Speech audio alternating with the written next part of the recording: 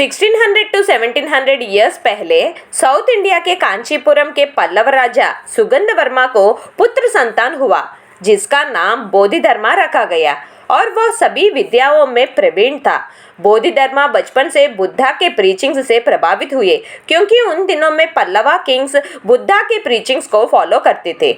इसी कारण सुगंधवर्मा ने बोधिधर्मा को उन दिनों के वर्ल्ड फेमस बुद्धिस्ट मॉन्क प्रज्ञातारा के पास भेजे और प्रज्ञातारा कुछ ही दिन में समझ गए कि बोधिधर्मा को सभी विषयों में उनसे भी ज्यादा ज्ञान है।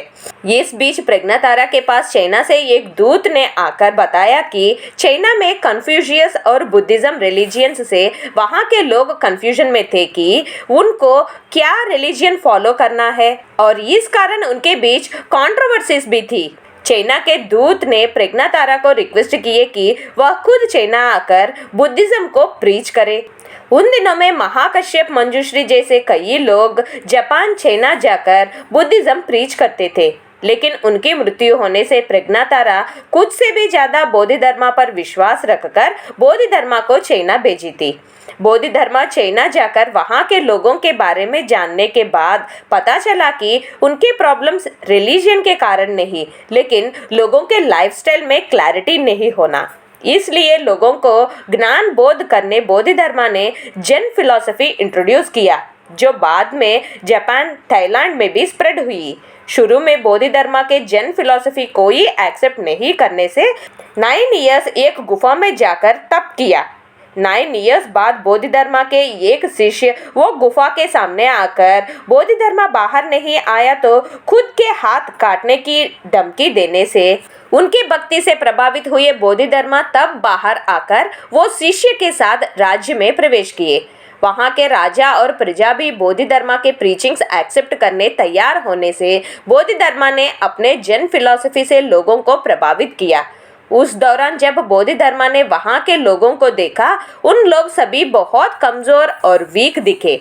वो सेल्फ डिफेंस और वेपन्स यूसेज नहीं जानते थे। तब बोधिधर्मा ने उन्होंने उनके बचपन में सीखे कलारी नामक एक युद्ध विद्या को शाओलिन टेम्पल में उन सभी को सिखाने लगे। इसी विद्या का अपडेशंस ही आज जो हम जानते हैं कुंग-फू या कराटे। कराटे कुंग-फू आज के दिन south Korea, north Korea, Japan, China में बहुत फेमस हो गए।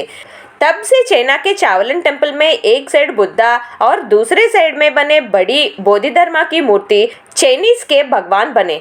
इस तरह बोधिधर्मा ने मॉन्क्स को अपने आप को बचाने ये युद्ध कला सिखाया। आज के दिन ये युद्ध कला मार्शल आर्ट्स के रूप में वर्ल्ड फेमस हुई तो भी उसकी बर्थ प्लेस इंडिया में वह बहुत कम दिखने लगी। सिर्फ केरला में ही ये कलारी के प्रोफेशनल्स दिखेंगे। ये क्यों है कि जब ब्रिटिशर्स इंडिया को ऑक्यूपाई करने लगे तब वह केरला के कुछ हिस्से पर हमला नहीं कर पाए, क्योंकि वहां पर कलारी के प्रोफेशनल्स की मौजूदगी के कारण ही है। ये कलारी प्रोफेशनल्स के कारण कई ब्रिटिशर्स की डेथ भी हुई थी। सिर्फ 2 उंगली से सामने वालों पर हमला करने की ये युद्ध विद्या से डरे ब्रिटिशर्स ने ये युद्ध विद्या कोई सीखना या सिखाना बैन कर दिया।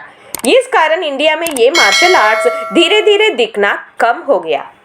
See you again with a new topic in Global Encyclopedia. Till then, take care and have a nice day.